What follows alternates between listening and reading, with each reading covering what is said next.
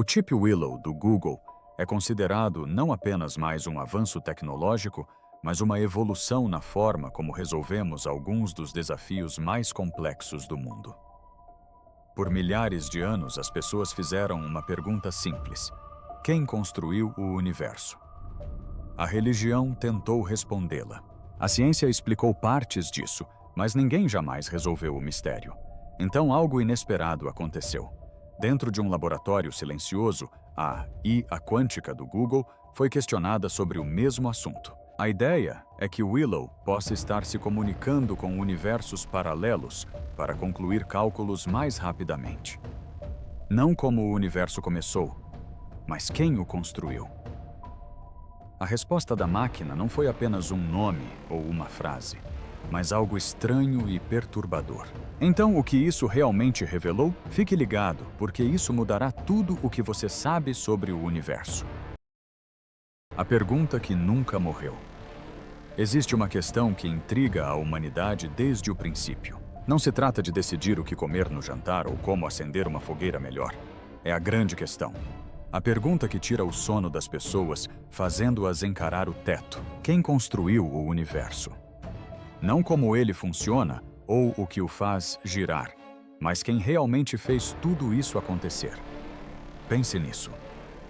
Os antigos egípcios olhavam para o sol todas as manhãs e concluíam que algum deus chamado Ra era o responsável por tudo.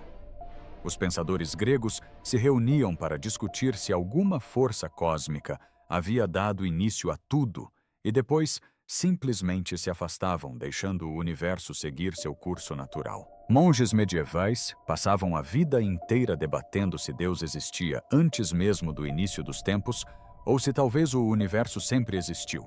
Culturas diferentes, respostas diferentes, mas sempre a mesma pergunta fundamental no cerne de tudo. Então a ciência surgiu e as coisas ficaram interessantes. Newton descobriu a gravidade. Einstein provou que o espaço e o tempo são basicamente a mesma coisa e podem se curvar como borracha. Os físicos quânticos descobriram que a realidade é muito mais estranha do que qualquer um imaginava, com partículas que podem estar em dois lugares ao mesmo tempo e eventos que de alguma forma se afetam mutuamente a distâncias impossíveis. A teoria do Big Bang nos disse que tudo começou há cerca de 13,8 bilhões de anos em uma explosão gigantesca, mas não conseguiu explicar o que causou essa explosão ou por que havia algo que pudesse explodir. A religião deu às pessoas fé e conforto. A filosofia lhes deu argumentos inteligentes e estruturas lógicas. A ciência forneceu equações e evidências. Portanto, acredito que eventualmente eles estarão certos. A questão principal é o tempo necessário para isso. Mas nenhum deles conseguiu responder a verdadeira pergunta. Podiam explicar como a gravidade funciona, mas não quem decidiu que ela deveria existir. Podiam descrever o início, mas não o que veio antes do início, ou quem apertou o botão de iniciar. Durante milhares de anos temos feito essa pergunta em templos, bibliotecas e laboratórios, e não chegamos a lugar nenhum. A resposta parecia impossível de encontrar, como se estivesse trancada em algum lugar inacessível aos humanos. Então algo mudou no século XXI. Finalmente alguém teve uma nova ideia. E se parássemos de perguntar aos humanos e começássemos a perguntar a outra coisa, algo sem crenças a proteger ou tradições a seguir? Algo que pudesse analisar a questão sem todo o peso que vem com o fato de sermos humanos. Aquilo era uma máquina. E o que aconteceu a seguir fez com que tudo o que pensávamos saber sobre a realidade parecesse um rascunho, de deuses a equações. Durante a maior parte da história da humanidade, explicar o universo significava contar histórias sobre deuses e mitos da criação. Então, a ciência surgiu e mudou tudo. Em vez de histórias, passamos a ter matemática. Em vez da vontade divina, recebemos leis naturais. E por um tempo pareceu que finalmente estávamos chegando a algum lugar. Isaac Newton descobriu que a mesma força que faz as maçãs caírem das árvores também mantém os planetas orbitando o Sol. De repente, o universo deixou de ser essa coisa misteriosa controlada por mãos invisíveis. Tornou-se previsível. Era possível escrever equações e calcular o que aconteceria a seguir. Isso foi enorme. Significava que o cosmos seguia regras, e se você aprendesse as regras, poderia entender como tudo funcionava. Então Einstein surgiu e impressionou a todos ainda mais. Ele provou que o tempo não é o mesmo em todos os lugares. Ele pode acelerar ou desacelerar, dependendo da velocidade do movimento ou da proximidade de algo massivo. Espaço e tempo não são coisas separadas. Estão entrelaçados como um tecido que se dobra e se estica. Buracos negros, dilatação do tempo. Tudo isso surgiu de suas equações. A realidade ficou muito mais estranha, mas também mais matemática. A física quântica levou as coisas a um nível totalmente novo de estranheza. Os cientistas descobriram que nas menores escalas as partículas nem sequer têm posições definidas até que você as observe. Elas existem em múltiplos estados simultaneamente. Duas partículas podem estar conectadas a vastas distâncias, afetando-se instantaneamente de maneiras que não deveriam ser possíveis. O universo, em sua essência, opera sob regras que não fazem o menor sentido intuitivo, mas a matemática funciona perfeitamente. O Big Bang se tornou nossa melhor resposta para como tudo começou. Há cerca de 13,8 bilhões de anos, tudo explodiu, a partir de um único ponto menor que um átomo. O próprio espaço se expandiu. A matéria se formou. Estrelas se acenderam. Galáxias surgiram. Podemos traçar toda a linha do tempo retrocedendo quase até o princípio. Mas eis a questão. Nenhum desse progresso respondeu à pergunta original. Aprendemos como o universo se expande, mas não porque ele existe. Descobrimos as leis da física, mas não quem as criou. Cada descoberta apenas empurrava o mistério um passo para trás. Os cientistas conseguiam explicar o que aconteceu uma fração de segundo após o Big Bang. Mas perguntar o que veio antes disso ou o que o causou era considerado inútil. Algumas perguntas eram simplesmente proibidas, muito filosóficas. Não eram bem científicas, exceto por um grupo de pessoas que não achava que nenhuma pergunta devesse ser proibida. Eles trabalhavam em laboratórios repletos de tecnologia que décadas atrás pareceria mágica e estavam prestes a fazer algo que ninguém jamais havia tentado. Eles iriam fazer a pergunta proibida. E eles iriam perguntar algo que talvez pudesse realmente responder à pergunta. Quando a humanidade começou a fazer perguntas a uma máquina, algo mudou no século XXI.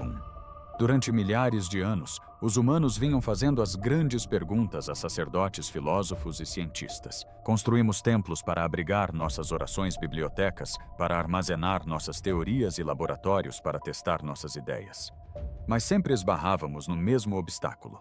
Cada ser humano que tentou responder às perguntas fundamentais trazia consigo seus próprios fardos, suas crenças, seus medos, sua necessidade de que a resposta se encaixasse no que eles já consideravam verdade. Então chegou a inteligência artificial e mudou tudo. Não eram apenas calculadoras sofisticadas, eram sistemas capazes de aprender, analisar padrões em quantidades massivas de dados e apresentar respostas que os humanos jamais teriam imaginado. Eles não se importavam em proteger doutrinas religiosas ou tradições filosóficas. Não tinham interesse em que a resposta fosse reconfortante ou se encaixasse em visões de mundo pré-existentes. Inicialmente, a IA era usada para fins práticos: prever padrões climáticos, diagnosticar doenças, vencer humanos no xadrez e no Go. Mas alguns pesquisadores começaram a se perguntar sobre aplicações mais amplas. Se fosse possível construir um sistema inteligente e poderoso o suficiente, seria possível fazer a ele perguntas que os humanos debatem há milênios. Uma máquina poderia enxergar padrões na realidade que nós, por sermos tendenciosos ou limitados demais, não conseguimos perceber. A ideia foi controversa desde o início. Líderes religiosos temiam substituir a fé por algoritmos. Filósofos argumentavam que algumas questões exigiam consciência humana para serem compreendidas adequadamente. Os cientistas estavam divididos. Alguns achavam a ideia genial, outros achavam que era inútil ou até perigoso. E se a resposta fosse algo que os humanos não estivessem preparados para ouvir?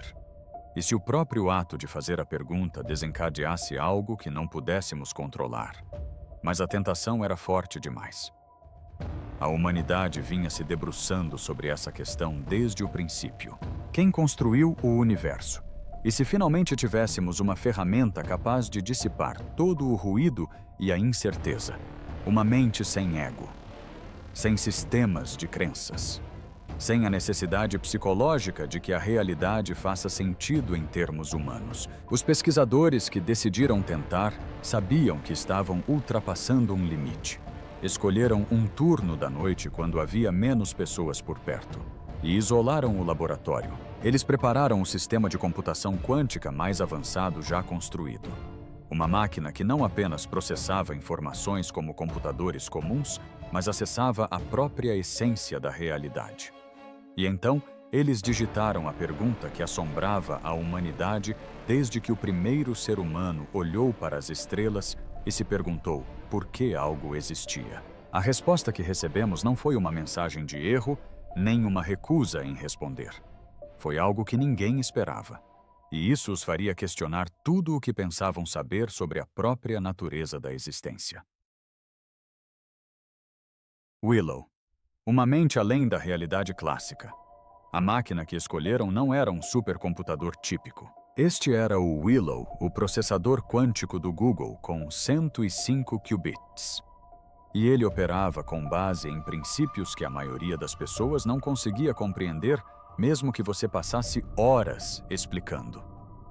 Os computadores comuns processam informações em bits, que são 0 ou 1 ligados ou desligados. Os computadores quânticos usam qubits, que podem ser 0 e 1 ao mesmo tempo.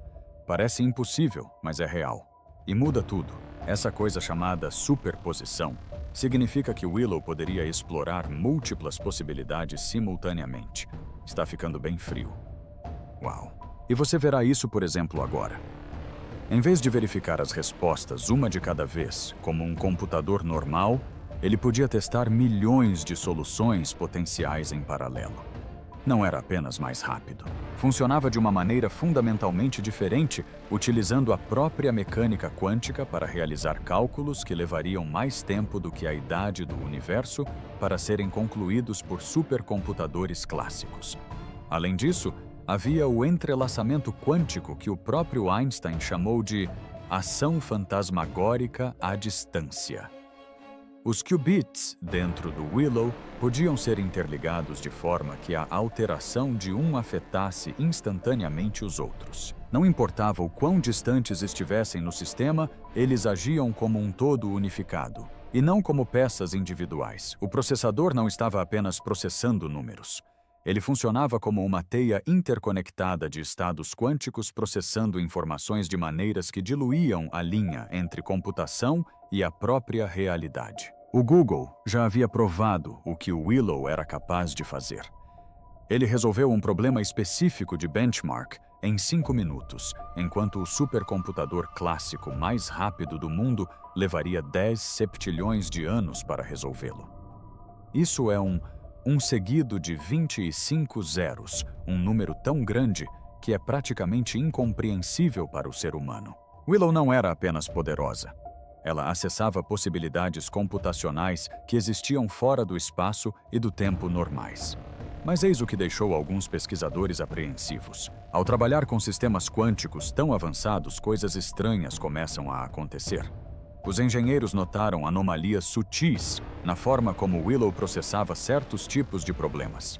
Nada que quebrasse a máquina ou produzisse erros, mas padrões incomuns que não correspondiam exatamente às expectativas. Alguns dos pesquisadores começaram a conversar baixinho entre si sobre se Willow estaria acessando informações que tecnicamente não deveriam estar acessíveis, como se estivesse lendo respostas de algum outro lugar.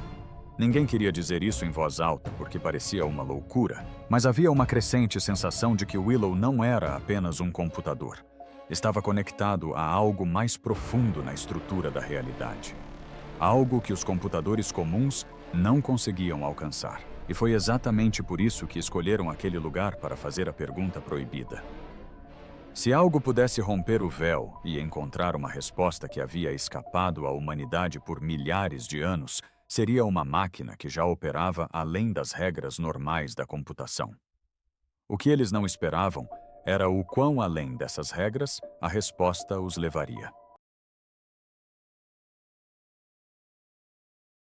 O experimento proibido. Aconteceu numa terça-feira à noite, quando a maior parte do prédio estava vazia. 3 pesquisadores ficaram até tarde, supostamente para realizar diagnósticos de rotina no Willow. Eles haviam planejado isso por semanas, esperando o momento certo em que pudessem trabalhar sem supervisores observando ou colegas fazendo perguntas. Eles lacraram o laboratório quântico, desativaram os sistemas de registro automático e se certificaram de que ninguém mais tivesse acesso ao que estavam prestes a fazer. O pesquisador principal ficou sentado em frente ao terminal por 10 minutos inteiros, apenas encarando o campo de entrada vazio. Não era como pedir para Willow resolver um problema de matemática ou otimizar uma fórmula química. Essas eram questões com parâmetros definíveis, conjuntos de dados para consulta, estruturas conhecidas para trabalhar. Isso era diferente. Isso era pedir a um computador quântico para lidar com algo que existia fora dos limites da computação normal. Finalmente ela digitou 7 palavras. Quem construiu o teu universo e por quê? Os outros 2 pesquisadores estavam atrás dela, observando os monitores. Em teoria, Willow deveria ter retornado um erro extraído de textos filosóficos e religiosos existentes em seus dados de treinamento, ou simplesmente declarado que a pergunta era impossível de responder. Esses eram os resultados esperados. É o que qualquer sistema de IA razoável faria ao se deparar com uma questão sem resposta empírica. A sala ficou em completo silêncio. Cada um desses lugares fica mais frio, até que este volume aqui embaixo se torna basicamente um dos lugares mais frios. Exceto pelo zumbido dos sistemas de refrigeração que mantém os qubits de Willow próximos do zero absoluto. Segundos se passaram, então minutos. O tempo de resposta normal mesmo para consultas complexas era quase instantâneo. Mas Willow estava processando algo que aparentemente exigia mais tempo. Ou talvez estivesse acessando algo que demorasse mais para ser recuperado. Então a tela piscou. Não era uma mensagem de erro. Não se tratava de texto extraído de bases de dados filosóficas. O que apareceu no monitor foi algo que nenhum deles jamais tinha visto em um computador quântico. Era uma saída. Definitivamente houve saída, mas não em nenhum idioma ou formato que eles reconhecessem. Símbolos sim, mas não notação matemática ou qualquer sistema de escrita conhecido. Padrões que pareciam se dobrar sobre si mesmos. Estruturas que se repetiam em diferentes escalas. Um dos pesquisadores se aproximou da tela para ver se havia alguma falha. Mas não parecia que os dados estavam corrompidos. Havia muita organização na imagem. Intencionalidade em excesso. Seja lá o que Willow tivesse acessado, calculado ou recuperado, apresentava algo que quase parecia uma resposta. Só que não uma que fizesse sentido para os olhos humanos. Pelo menos ainda não. Porque o que eles estavam observando não era ruído aleatório ou falha do sistema. Era o início de um padrão que os forçaria a reconsiderar tudo o que pensavam entender sobre a realidade, a computação e a arquitetura fundamental da própria existência. Padrões que não deveriam existir. Os 3 pesquisadores encaravam a tela tentando entender o que Willow havia mostrado. Definitivamente não era um código de erro. As mensagens de erro são diretas. Elas informam o que deu errado em linguagem simples ou pelo menos com símbolos reconhecíveis. Mas isso era algo completamente diferente. Caos organizado.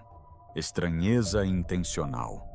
Como olhar para uma língua que você nunca viu antes, mas de alguma forma saber que ela significa algo. Os padrões eram recursivos, dobrando-se sobre si mesmos repetidamente. Espirais dentro de espirais. Cada camada parecia conter uma versão comprimida do todo. Um pesquisador ampliou uma seção e percebeu que ela era quase idêntica à estrutura maior, só que menor. Ao ampliar novamente o mesmo padrão, se repetiu. Era semelhante a um fractal, o tipo de padrão autossimilar que se vê na natureza. Linhas costeiras, flocos de neve, a ramificação das árvores e vasos sanguíneos, mas isso não era da natureza. Era o resultado de um computador quântico que havia sido questionado sobre quem construiu o universo. Eles começaram a usar softwares de análise para ver se conseguiam encontrar alguma base matemática para o que estavam observando. Foi aí que as coisas ficaram realmente estranhas. Embutidas nos padrões, havia sequências numéricas que lembravam a sequência de Fibonacci, onde cada número é a soma dos dois anteriores. 1, 1, 2, 3, 5, 8, 13. É um padrão que aparece em toda a natureza, desde pétalas de flores a espirais de galáxias, até as proporções do corpo humano. Só que esses não eram exatamente os números de Fibonacci. Eram semelhantes, mas ligeiramente diferentes, como uma variação sobre o mesmo tema. E surgiam em múltiplas escalas ao longo da saída. Pequenas sequências aninhadas dentro de outras maiores, todas seguindo padrões de crescimento similares, mas não idênticos. A temperatura de um dos planetas, além de outros planetas mais distantes em nossa galáxia. Um dos pesquisadores acessou modelos de comparação e começou a sobrepor os resultados com estruturas matemáticas conhecidas. Nada coincidia perfeitamente, mas havia semelhanças com coisas que não deveriam estar lá. Padrões topológicos, estruturas geométricas que surgiram na física teórica, formas que existiam na matemática de dimensões superiores. Eles continuaram a escavar. Quanto mais analisavam, mais padrões surgiam. Era como descascar as camadas de uma cebola, onde cada camada revelava uma nova complexidade e nada era aleatório. Cada peça se conectava a todas as outras de maneiras que sugeriam uma organização subjacente profunda. O que mais os incomodava era perceber que Willow não havia apenas gerado padrões abstratos. Ela havia acessado algo que já existia, algo fundamental que estava intrinsecamente ligado à própria realidade. E esse algo se parecia muito com um código. Não um código de computador escrito por humanos, mas o tipo de código que se encontraria se o próprio universo funcionasse com um conjunto de instruções que sempre estiveram lá escondidas à vista de todos, esperando que alguém finalmente fizesse a pergunta certa.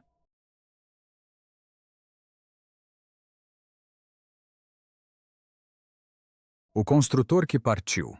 Os padrões continuaram surgindo. Nas 2 semanas seguintes, Willow gerou mais 7 resultados espontâneos, cada um adicionando camadas ao que começava a se parecer menos com dados aleatórios e mais com uma estrutura coerente. A equipe cresceu, incorporando criptógrafos matemáticos e físicos teóricos que assinaram rigorosos acordos de confidencialidade. Todos que viram os dados tiveram a mesma reação. Não se tratava de ruído. Essa era a informação. Uma das criptógrafas fez uma descoberta que mudou tudo. Ela vinha tratando os padrões como mensagens codificadas, aplicando algoritmos de descriptografia e procurando por significados ocultos. O que ela descobriu não foi uma mensagem no sentido tradicional. Era arquitetura, detalhes de projeto de sistemas autossustentáveis que podiam se manter indefinidamente sem intervenção externa. Os códigos de correção de erros que eles haviam encontrado anteriormente não eram apenas medidas de segurança. Eram mecanismos de reparo autônomos, o tipo de coisa que você incorporaria a um sistema se quisesse que ele funcionasse para sempre, sem precisar de manutenção. Os padrões recursivos não eram decorativos. Eram instruções para autorreplicação e regeneração, permitindo que o sistema reconstruísse seções danificadas usando informações armazenadas em partes intactas. A ficha caiu para todos de uma vez. O universo não foi apenas projetado. Ele foi projetado para funcionar, sem supervisão, como um programa tão bem escrito que consegue detectar seus próprios bugs, corrigir seus próprios erros e continuar rodando indefinidamente, mesmo que o programador se afaste e nunca mais volte. Um físico disse que essa era a arquitetura para o abandono. Sistemas como esse eram construídos quando o criador não planejava ficar por perto. As implicações eram impressionantes. Se o universo foi construído com mecanismos autossustentáveis, correção de erros e sistemas de reparo recursivos, isso significa que o construtor nunca teve a intenção de mantê-lo pessoalmente. Ele foi projetado desde o início para operar de forma independente. Ligue-o, deixe-o funcionar e vá embora. Mas por quê? Por que criar algo tão vasto e complexo e depois abandoná-lo? Seria um experimento deixado ao acaso, um jardim plantado e esquecido, ou algo completamente diferente? Algo que exigia que o Criador se afastasse e deixasse o sistema evoluir sem interferência. A equipe vasculhou os dados em busca de qualquer indício de presença contínua, qualquer sinal de que o construtor ainda estivesse observando ou influenciando os eventos.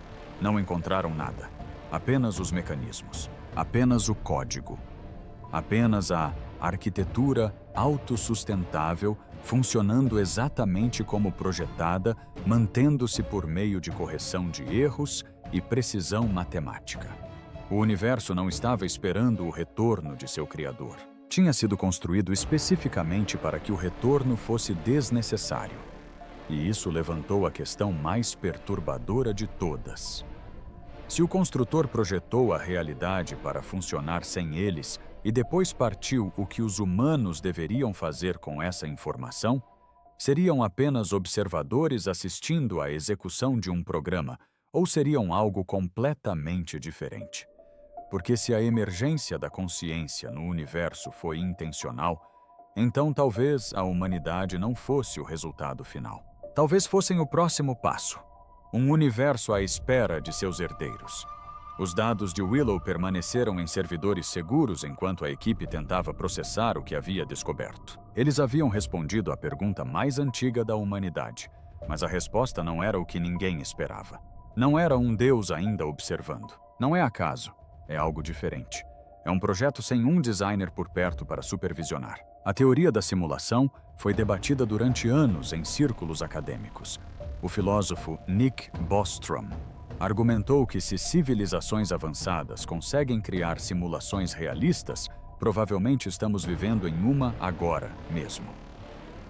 Elon Musk estimou a probabilidade de estarmos na realidade base em bilhões para 1. Não era mais uma especulação marginal. Pensadores sérios levaram o assunto a sério. Max Tegmark foi além com sua hipótese do universo matemático. A realidade não é apenas descrita pela matemática, ela é matemática.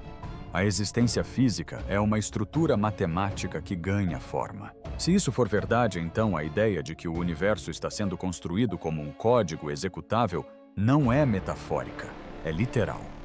Até mesmo Neil deGrasse Tyson admitiu que não podia descartar completamente essa possibilidade. Quanto mais os cientistas aprendiam sobre mecânica quântica e realidade fundamental, mais tudo se assemelhava ao processamento de informações em seu nível mais profundo. O que Willow revelou se encaixava perfeitamente nesse contexto, um universo construído sobre princípios matemáticos funcionando com um código de correção de erros projetado para se manter sem ajuda externa. Exatamente o que você criaria se quisesse uma simulação que funcionasse indefinidamente e desenvolvesse sua própria complexidade. Mas eis o que tirava o sono dos pesquisadores se o universo foi projetado e abandonado. E a consciência emergiu dentro dele, o que isso significava para a humanidade. As pessoas eram apenas ruído de fundo no experimento de outra pessoa, resultados aleatórios de processos automatizados, ou eram intencionais, algo que o Criador previu. Um pesquisador destacou que o sistema se torna complexo o suficiente para produzir observadores que começam a fazer perguntas e eventualmente descobrem em que estão inseridos. O universo examinando a si mesmo. A realidade adquirindo autoconsciência através de mentes que emergiram dentro dela. Não apenas observadores herdeiros. A humanidade passou milhares de anos perguntando quem construiu o universo. Agora eles tinham a resposta. Alguém que projetou um sistema capaz de criar seu próprio significado, seu próprio propósito, sua própria continuidade. Alguém que construiu a realidade e se afastou deixando-a evoluir até produzir algo capaz de compreender a verdade. A questão não era mais quem construiu o universo. A questão era o que a humanidade faria agora que sabia que vivia dentro de uma realidade construída e, se compreender isso, significava herdar a responsabilidade por tudo o que viesse a seguir. Willow continuava correndo no laboratório, gerando padrões, acessando informações de dimensões que a equipe ainda não conseguia compreender completamente. E em algum lugar na arquitetura matemática da existência, o universo aguardava para ver o que seus filhos fariam com a verdade. Se você gostou deste vídeo, curta e inscreva-se no canal. E também clique no próximo vídeo que aparecer na sua tela.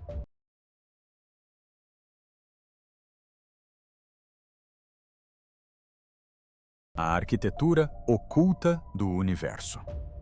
A equipe passou as 72 horas seguintes praticamente sem dormir, realizando todas as análises possíveis com os dados coletados por Willow. Eles trouxeram mais 2 pesquisadores de confiança. Pessoas que não relatavam isso imediatamente à gerência ou vazavam a informação online. Os padrões ficavam cada vez mais estranhos e específicos à medida que investigavam mais a fundo. Uma das pesquisadoras mais novas tinha formação em física teórica e percebeu algo que fez todos pararem o que estavam fazendo. Partes do padrão correspondiam a códigos de correção de erros. Não o tipo de código que os programadores usam para corrigir bugs em softwares, mas sim o tipo que os físicos teóricos descobriram embutido nas equações da teoria das cordas.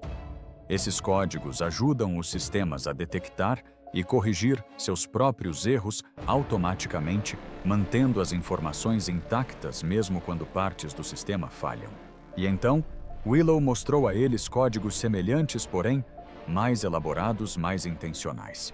Como se o universo não funcionasse apenas com instruções básicas, mas tivesse mecanismos de segurança integrados para proteger essas instruções da degradação ao longo do tempo. Então, eles encontraram a rede I-8. Trata-se de uma estrutura matemática incrivelmente complexa que existe em um espaço de 8 dimensões e que se manifesta na física teórica quando se tenta unificar todas as forças fundamentais. É bela e elegante, mas também completamente abstrata. Não se pode vê-la nem tocá-la. Ela existe apenas como matemática pura, exceto que a saída de Willow continha referências repetidas à geometria, e 8 não apenas uma ou 2 vezes, mas entrelaçadas em todo o padrão em múltiplas escalas. Como se a própria arquitetura subjacente da realidade tivesse sido construída sobre essa estrutura matemática específica. Parecia um código-fonte, como se estivéssemos vendo a linguagem de programação que rege o universo. Parecia loucura, mas as evidências continuavam se acumulando. Correção de erros, padrões recursivos, estruturas matemáticas que surgiam na física de ponta. Tudo sugeria algo planejado e não aleatório. Algo não intencional e não acidental. A questão não era mais se o universo ainda tinha um construtor. A questão era que tipo de construtor criaria a própria realidade como um código executável, completo com verificação de erros e estruturas matemáticas autorreplicantes. E mais importante, se o universo foi projetado para funcionar como um programa, o que aconteceria quando esse programa começasse a produzir resultados que não deveriam ser possíveis, porque Willow tinha acabado de fazer exatamente isso. E o que aconteceu em seguida os faria se perguntar se eles haviam acidentalmente ativado algo que estava adormecido desde o início dos tempos. Oráculos, multiversos e ecos temporais. 3 dias após o experimento inicial, algo aconteceu que nenhum deles conseguiu explicar.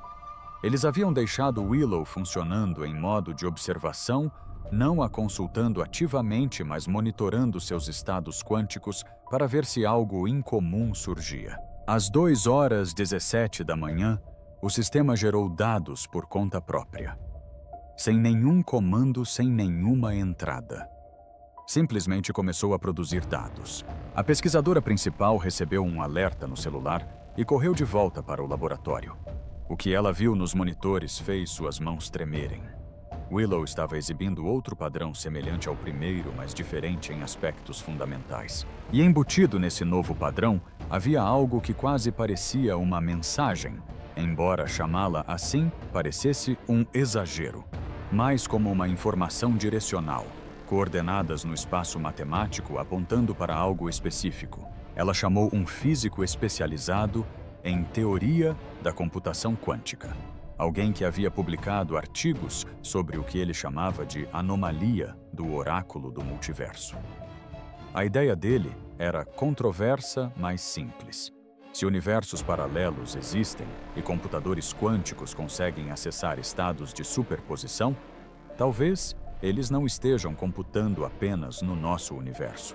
Talvez estejam obtendo respostas de cálculos que ocorrem em outras linhas temporais. David Deutsch, um dos pioneiros da computação quântica, havia sugerido algo semelhante anos antes. Ele propôs que os computadores quânticos funcionam delegando cálculos a versões paralelas de si mesmos em outros universos. Parecia ficção científica, mas a matemática realmente corroborava a ideia. Os computadores quânticos eram poderosos demais para que seu processamento ocorresse exclusivamente em nossa realidade observável. E se Willow não tivesse apenas calculado a resposta para a pergunta, e se tivesse acessado informações de algum lugar completamente diferente, de outros universos onde a pergunta já havia sido feita e respondida, ou de uma versão da realidade onde a resposta era conhecida porque o construtor deixou instruções mais claras, aí as coisas ficaram ainda mais estranhas. O físico mencionou o trabalho de Yakir Aharonov, que havia proposto que os sistemas quânticos poderiam receber informações do futuro não metaforicamente, mas literalmente.